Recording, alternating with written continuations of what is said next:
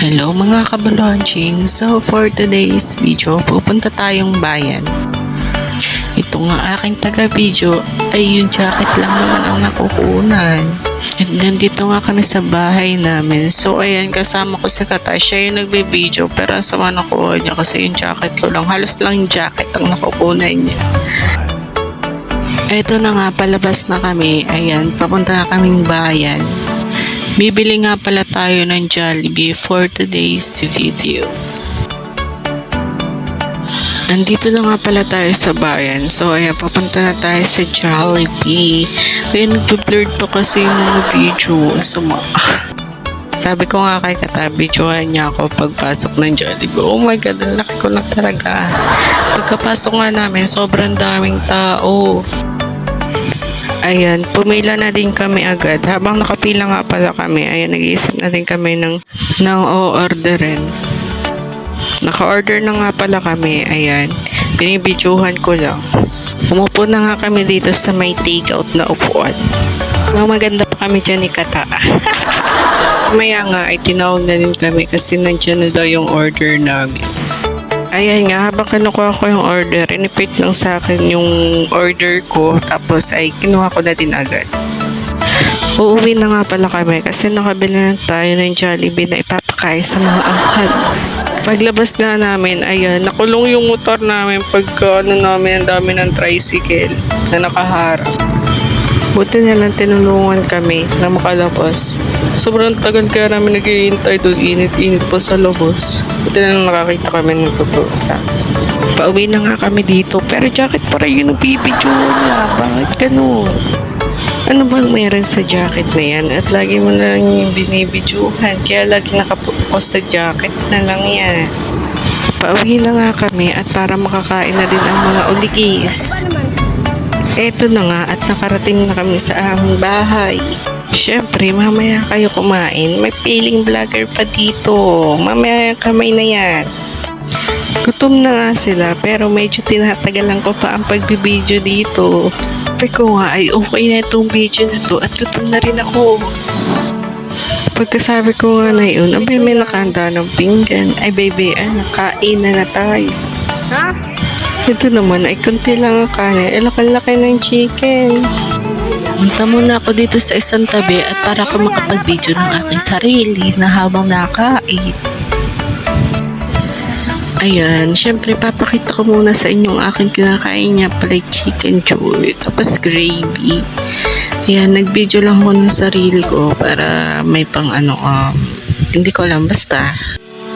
Maya-maya nga, pagkabalik ko, ay wala na spaghetti ng Jollibee, parang yun ang paglamping.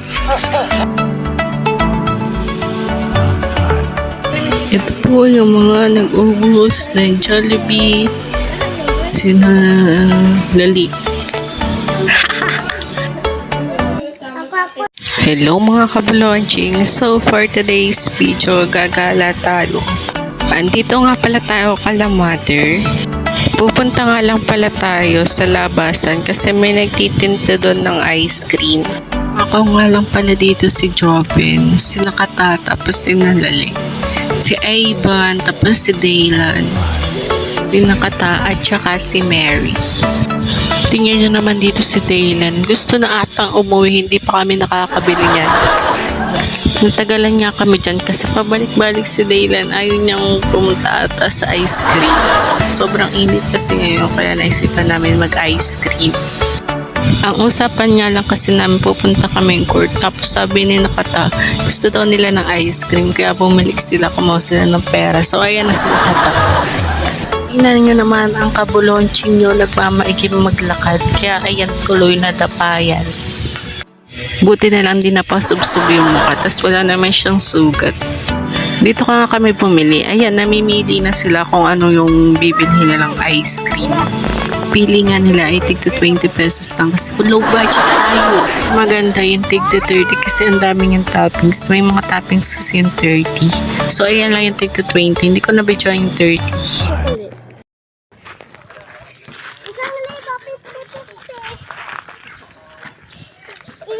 Hello mga kabalaunching. So for today's video, may pupuntahan kami birthday. birthday nga pala ngayon ni Dylan, yung ninang ni Daylan. So, kasabay na din dito yung birthday ni Lale. Ang ganap nga nila, magsiswimming kami dito sa Pilaway, Infanta Quezon. Papunta na nga kami sa Pilaway. Ang agap nga nila kasi alas 8 pa lang nandun na agad sila. Bago pa lang ata naglalagay ng tubig, andun na sila. Ayan, malapit na nga pala kami. Sa El Sancho Resort nga pala kami maglalangon. Ito nga pala ang ganda dito kasi no last time na pumunta kami dito, iba pa yung mga cottage nila. Pagkababa nga namin, ayan nakita ko agad sina mother tapos naglalangoy na agad sila. Mura nga lang pala yung entrance dito kasi 50 pesos lang per head. Sinasabihan nga pala ako ni nanay na magpalista dun sa tagabantay ng resort. Pagkatapos nga namin magpalista, pupunta na kami dito sa Kalatita. Dito kami sa cottage number 2. Pagkababa nga namin ng gamit ay naglangoy na din kami ng Daylan.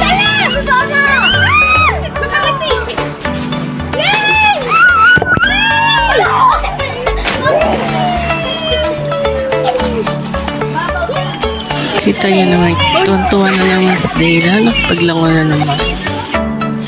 Hawak nga pala ni mother si Daylan. Ayan, kasama si Jobe naglalaro sila. 5 swimming pool nga pala dito. 2 2 feet, tsaka isang 3 feet, tsaka 5 feet, tsaka isang 7 feet. Umahon na nga muna kami kasi magkakantahan na. Kasi dumating na si Tita Maya.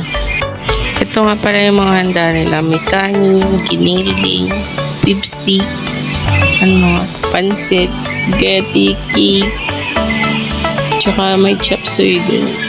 May inihaw. Siyempre, kakantahan muna natin sila bago kumain. Happy birthday to you. Happy birthday to you.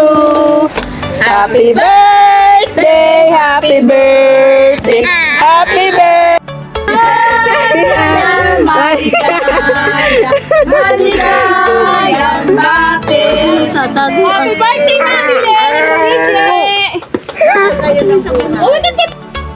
Binidyohan ko din pala isa-isa yung mga ulam para medyo matapak. Matakam. Ay, utal na to. Ang sarap ng cake, naka-Goldilocks yan. Ito yung pangpulutan na mag-iinom. Kaya pagkatapos ng kantahan, yan, syempre kain na. Syempre, mabilis talaga kami kumain ni Daylan kasi kanina pa kami gutom na gutom. Ang tagal kaya nila dumating. Payat na talaga ni Dylan. Dati sa mga video namin, sobrang laki niya. Pero bakit yun? Ako na yung lumaki. Pagkatapos namin kumain, ayan, nag-swimming na ulit si Daylan. Ang papa niya naman niya naghawak dyan. Kasama rin si Joben. Lagi niyang katabi si Joben kasi love niya si Joben. Buti na lang talaga, hindi nagtayo dyan si Daylan. Pauwi na nga kami. Siyempre, alam niyo na, may Sharon tayo for today's video.